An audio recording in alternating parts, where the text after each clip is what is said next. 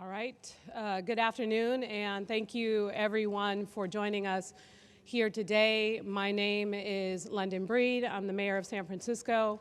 I'm joined by President of the Board of Supervisors, Norman Yee, along with other members of the Board of Supervisors, the Director of the Department of Public Health, Dr. Grant Colfax, our Police Chief, Bill Scott, and the Department of Emergency Management Director, Mary Ellen Carroll. Again, I want to thank everyone for joining us here today. As you know, the city has been working to prepare for what we know would be a significant public health challenge here in the city, and we are seeing it play itself out all over the Bay Area and all over the world. And as the city prepared its response, we explained to the public that we would be clear every step of the way what the challenges are, also the steps that we would need to take in order to protect public health, and some of the challenges that we have, of course, faced from an economic standpoint as well. And every step of the way, I want to thank not only members of the public for your understanding, but I really want to take this opportunity to thank so many of our public health staff, people who have been on the front lines, as well as our public safety folks who work for the city, people who have rose to the occasion and have tried to help us through what we know continues to be an evolving situation and a very challenging one. But I also want to say that San Francisco has, as we know, experienced challenges in the past. And because of those challenges, we have become more of a resilient city. That is why we took the step before any other cities to declare a state of emergency so that when this happened in our city, we were prepared. And we are prepared. But we also know that there are some very, very significant things that need to be done, some significant steps, even more so than what was announced by the governor in order to ensure public safety.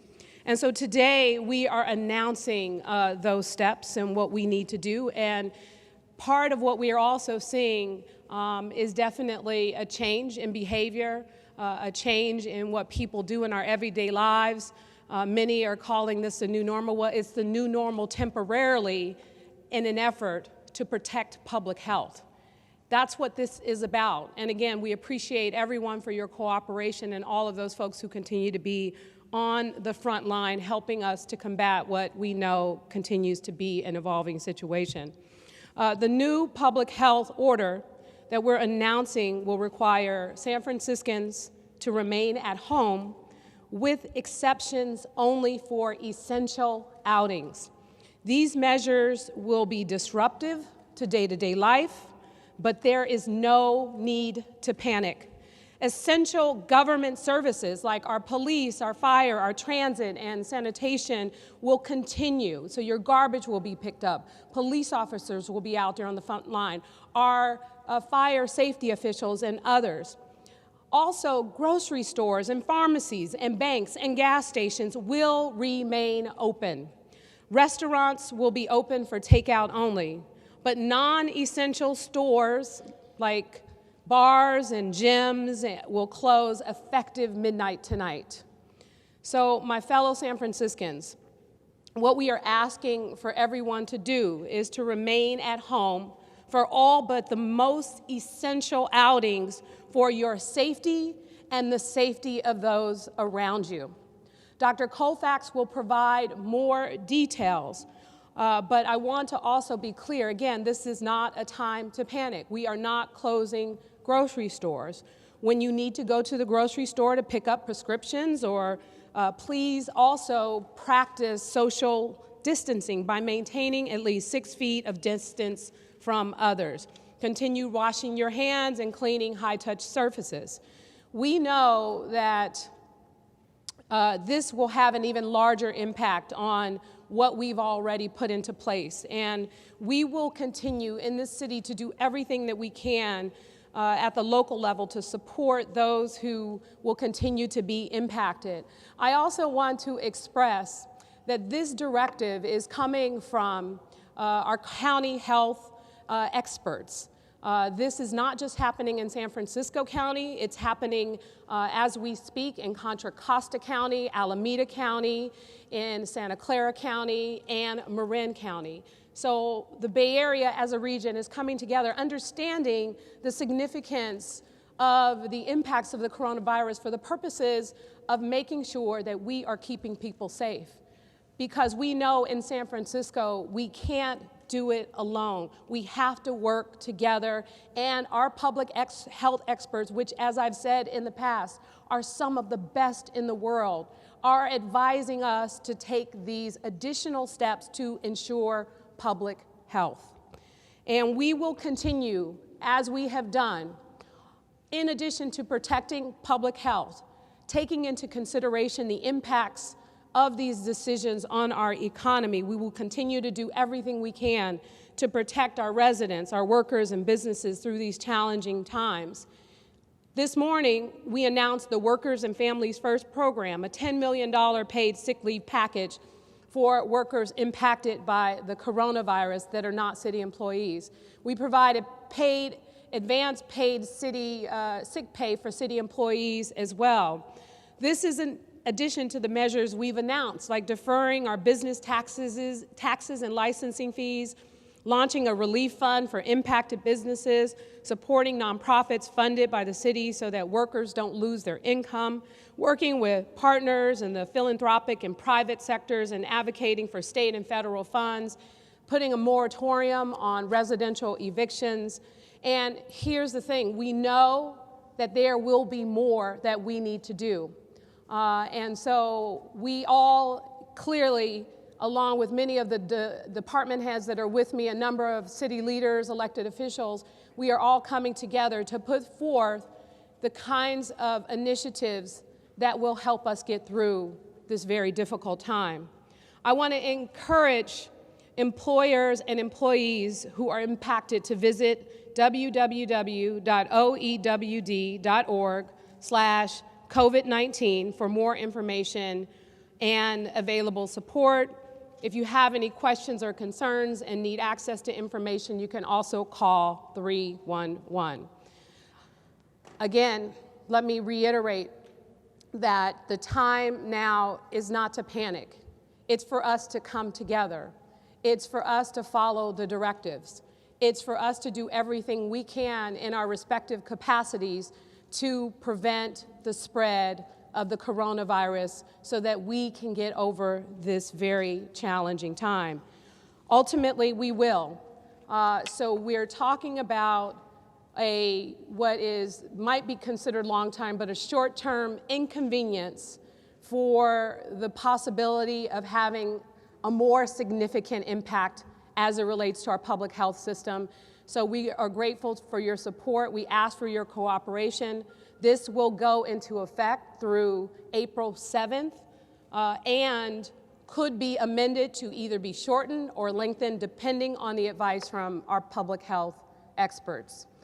So at this time, to provide more details around what this means and how we will be impacted county-wide in San Francisco, as well as the entire region throughout the Bay Area, I want to introduce Dr. Grant Colfax.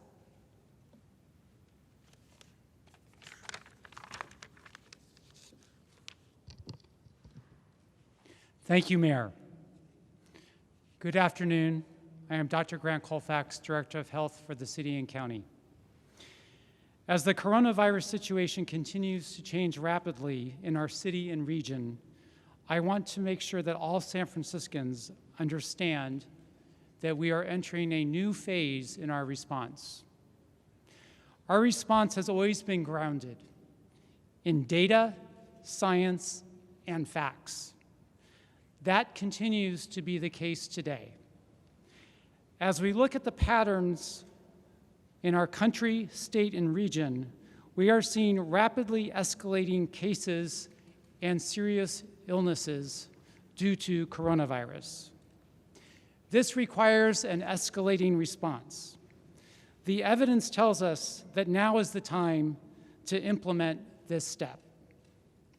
Today, we are ordering that everyone in San Francisco who can remain at home until April 7th. This is a critical intervention that we know can reduce harm and save lives. The coronavirus is spreading in our community, and we need to slow it down.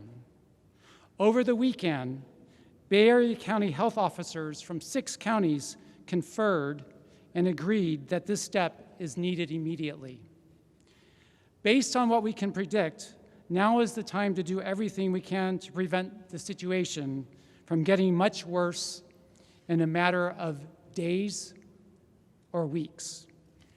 Every hour counts. With everyone cooperating with these orders, both locally and regionally, we will be able to adjust to the new rules over the next few weeks. We know that there will be a lot of questions and concerns at the beginning of this. We are committed to providing the most clear and up-to-date information you and everyone needs. We will have frequently asked questions on the SF.gov and Department of Public Health websites, bus shelters, and radio ads, and we will continue to update the public through the media. And please do not rush to urgent care or emergency rooms for COVID-19 testing or non-emergency needs. Do not overwhelm the health system or the emergency response systems at this time. We need these services to care for those who are seriously ill. If you are otherwise sick or concerned you may have coronavirus, please contact your healthcare provider. In fact, I urge us not to rush anywhere. With this order in place, you will still be able to get food, care for relatives, run necessary errands, and conduct the essential parts of your lives. You will still be able to walk your dog or go on a hike alone or with someone you live with, or even with another person, as long as you keep 6 feet between you. Grocery stores, gas stations, banks, laundromats, utilities, and other essential services will continue to remain open. Restaurants will continue to do takeout or delivery. Please be patient and kind to one another. Stay informed with the facts and don't propagate rumors or mistruths. Together, we will get through this, and our families' and communities' health will be better protected. During these next weeks, the Health Department, the Department of Emergency Management, and all city agencies will continue to respond to the coronavirus outbreak. This work is essential, and it must go on. For the Health Department and our partners, we will focus our attention on our top 3 priorities to fight the spread of the virus, to decrease harm and save lives. The first priority is to reduce community spread. The virus is here in San Francisco. We must practice social distancing to slow it down. This order escalates that response. Another priority is doing everything we all can to protect vulnerable populations. That means people who are 60 or older or who have certain underlying health conditions. These are the people who are most at risk for getting seriously ill and dying if they get coronavirus, the condition COVID-19, which is caused by the coronavirus. Third, we must protect healthcare workers. Across the city, healthcare workers and first responders are courageously on the front lines, keeping our community healthy and safe. We must provide them with the support, protection, and supplies they need to respond to coronavirus. This is the work of public health. Nothing is more important for our community today. We greatly appreciate the way the city is coming together during this emergency. Under the leadership of Mayor Breed, city agencies, businesses, schools, the healthcare system, and individuals are stepping up to do their part. All San Franciscans, please do your part. Abide by the new health order. If you do have to go out, practice social distancing. Stay 6 feet apart from others and wash your hands frequently. Check in on your neighbors. Do not leave children who are out of school with elderly relatives, if at all possible.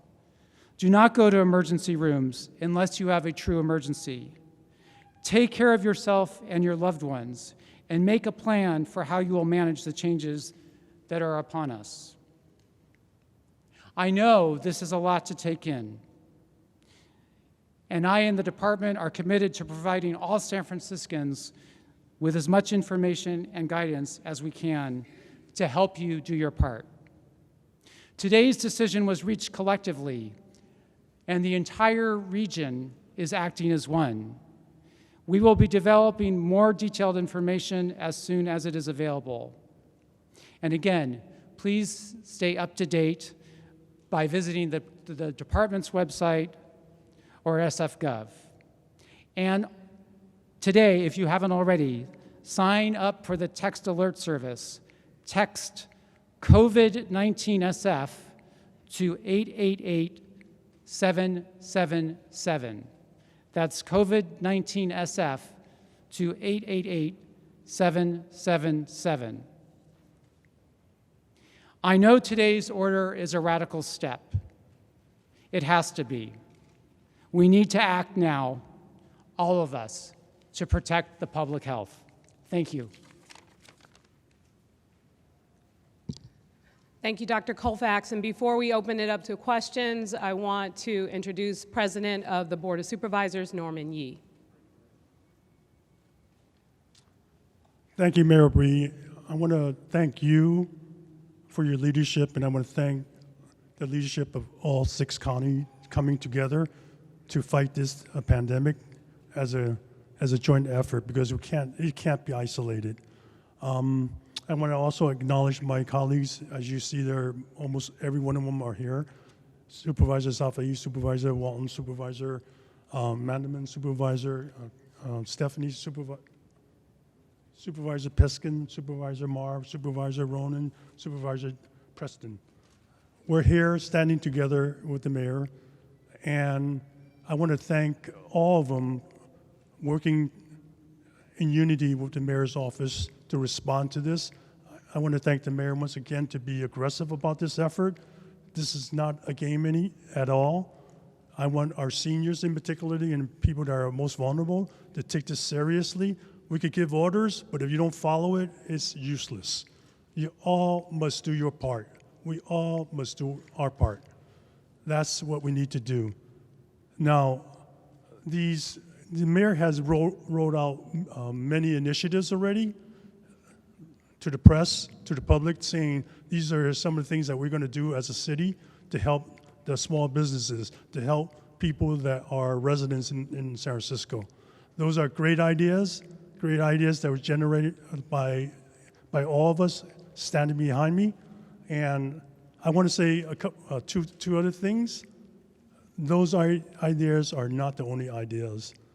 And we will continue to find other policies that can help our population in San Francisco while we are all sitting and being impacted by this one way or another, whether it's economic, whether it's emotional, and so forth.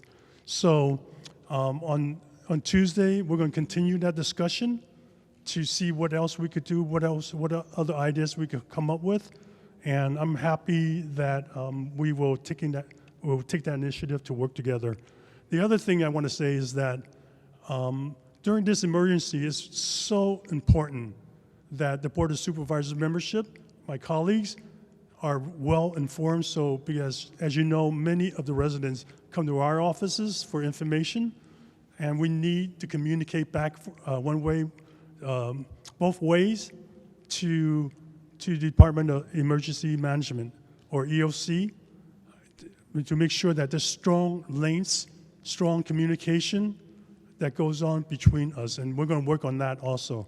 So I want to thank once again Mayor Bree for your leadership in this. Thank you. Thank you, President Yee, and thank you to all the members of the Board of Supervisors for joining us here today. As I said from the very beginning, the priority in making these decisions is public health. I know this has been very, very difficult for so many people, and we will continue to do everything we can with a number of initiatives to mitigate the impacts on our especially very vulnerable community, not just the vulnerable communities of people that we know are at risk of contracting the coronavirus, but also the people who we know might be suffering financially. We got a lot of work to do. We will be continuing to do that every single day and provide initiatives that we know we can actually deliver for the people of San Francisco. So I thank you all again for being here. I thank you for your patience and cooperation. This order will go into effect at midnight tonight. And again, I want to say, do not panic. The grocery stores will remain open. The gas stations will remain open. The banks will remain open. The pharmacies will remain open. There's no need to rush out to do things at these particular locations because they will be available to you. And so at this time, we'll open it up to questions. But again, our goal is to try and mitigate the impacts, as we have said time and time again, provide essential services to the public to the fullest extent possible, provide mitigation around the economic impacts on what we know impact people's lives on a regular basis, especially those who sadly have already been laid off because of the lack of business for various restaurants and other places, and we know there's more to do. But I will say that I'm really proud of the leadership here in San Francisco, because we are ahead of the curve in comparison to so many other cities throughout the state, throughout this country. They are not even close to doing many of the things that we have already put in place in San Francisco. There will be more to come, and I thank you again for your cooperation, and thank you to all the public health officials and others who have really stepped up and provided the most meaningful support during a very difficult time. And so with that, I'm happy to open it up for questions. Christian. What does enforcement going to look like? We're going to see San Francisco police, sheriff's deputies, Department of Public Health workers going around making sure businesses aren't open. What is that going to look like? I'm going to let Chief Scott answer some questions around enforcement. Thank you, Mayor Breed, and I again also want to thank Mayor Breed for her leadership. So enforcement, we're going to take a compassionate, common sense approach. We're looking for, number one, education. The mayor has been very clear to all of her leadership team that we need to get the information out to the public about what this is all about. Don't panic. We're going to have frequently asked questions that will be published to the public. We're looking for voluntary compliance. We're asking the public to voluntarily comply. Now, this order by law is enforceable as a misdemeanor or failure to comply with it, but that is an absolute last resort. And I want to be clear about that. This is not about, a criminal justice approach to a public health issue. This is about educating the public. This is about social distancing and practicing those safe protocols, and we will be a part of that education process. If we do get called to those situations, we're going to try to educate the public and point out why we are doing this. And we're asking for voluntary compliance. Yes, by law, enforcement is an option, but that is not our desire. That is not what we intend to do. We intend to adhere to the spirit of what this is all about and keeping people safe and keeping this virus from spreading. So we will do our part. Thank you.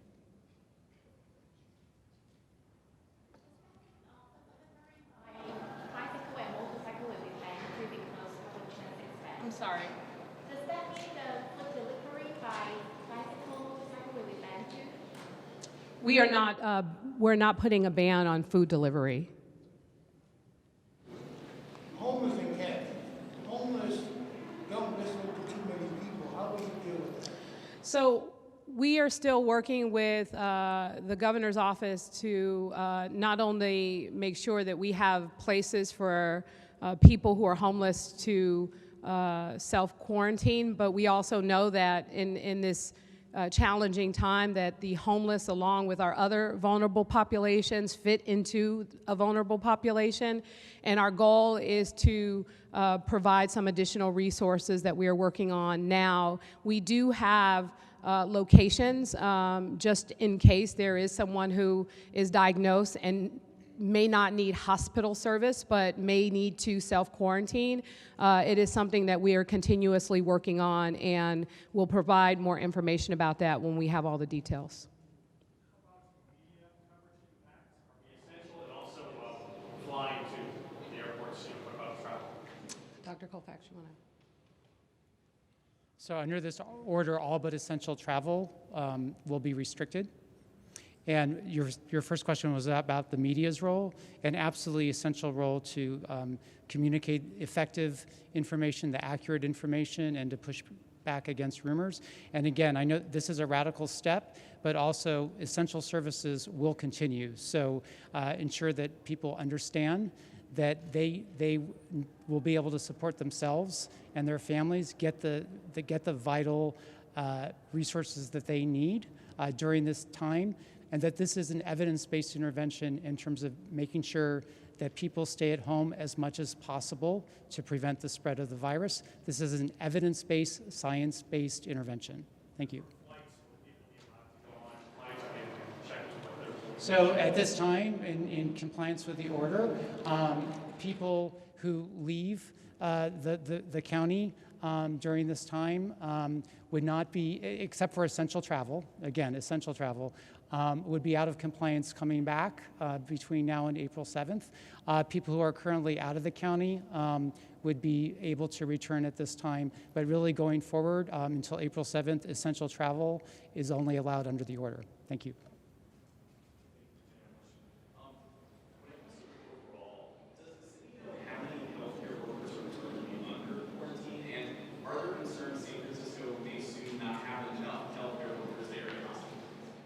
So as I said, protecting healthcare workers and first responders is one of our top 3 priorities at the health department. I don't have the numbers to share with you in terms of the number of healthcare workers who are quarantined, but we do know that they are at high risk for exposure, which is why we're working with everyone across the city, hospital systems across the city, to prepare for the potential for a substantial portion of the workforce to have to be under isolation or quarantine. One of the key things that we're working on is ensuring that there is adequate personal protective equipment in keeping with World Health Organization and CDC guidelines, so that we can keep the workers as safe as possible so that they can care for the people who are most vulnerable to this disease.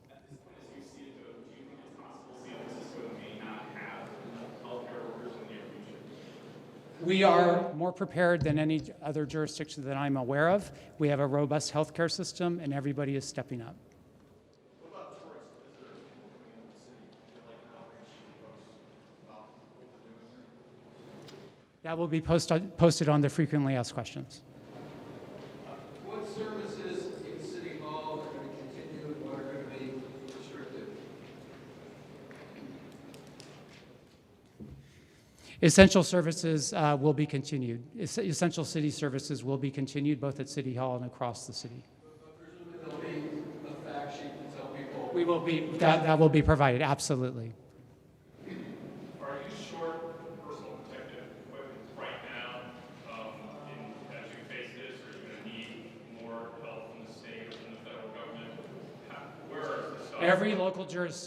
Every local jurisdiction needs more personal protective equipment. I cannot emphasize how important that is, given the escalating response and the need to protect our healthcare workforce. We have asked at the federal level for more visibility in terms of what is actually available. all local jurisdictions that I have talked to and I'm aware of are working under a short supply. This is a key gap in our ability to collectively respond to the epidemic, and we have been working locally and regionally and at the state level to advocate for developing more up-to-date guidelines with regard to what is the necessary protective equipment, and also to make sure that we have a clear sense of what is available going forward. Personal protective equipment is a vital part to this response, and I want to ensure that we are able to keep our healthcare workers protected with the best evidence possible so that they can do their job. I know you said restaurants are closed except for delivery. Not to quibble or get too far into the weeds here. What does that include? Takeout? When people come in and take out, put up coffee shops, those kinds of businesses? Under the order, takeout will continue, and coffee takeout, as long as the social distancing is maintained under the order, that would be permissible. Janitorial services and the equipment are essential work or?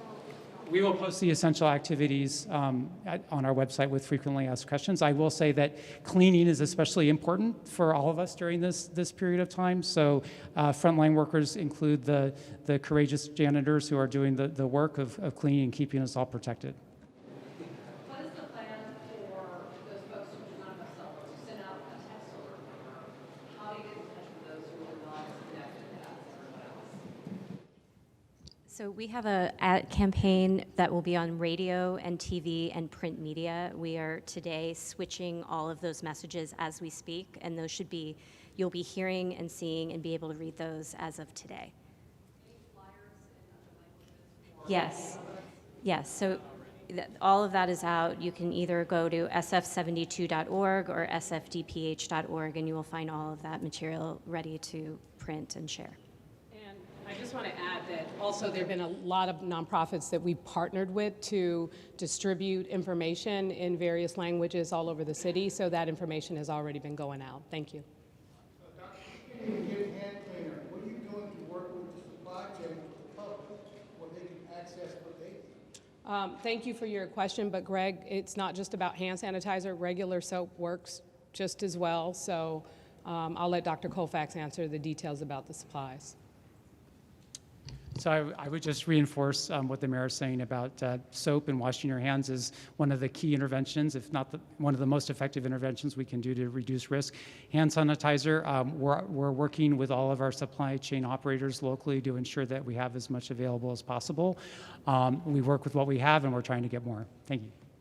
On Friday, the president announced what was supposed to be a national website where people could input their symptoms and be taken directly to the closest testing site to them. There's been talk that he sort of over-exaggerated what that website would be, and it's now supposed to be a pilot program that actually just includes the San Francisco Bay Area. Has the city been in communication at all in terms of how this website will work? So we have been in very preliminary conversations with a company. I don't have specifics to share at this point, but they are working with us and a couple of other counties to try to develop a pilot. I would emphasize that this is a pilot intervention as we understand it at this time, and we want to make sure that given the national limitation of test kit availability, which has really hobbled our local ability to respond, that those tests are reserved for the people who need the test the most. I don't have, if I could give that to you, I would. I don't have that timeline. That hasn't been established yet.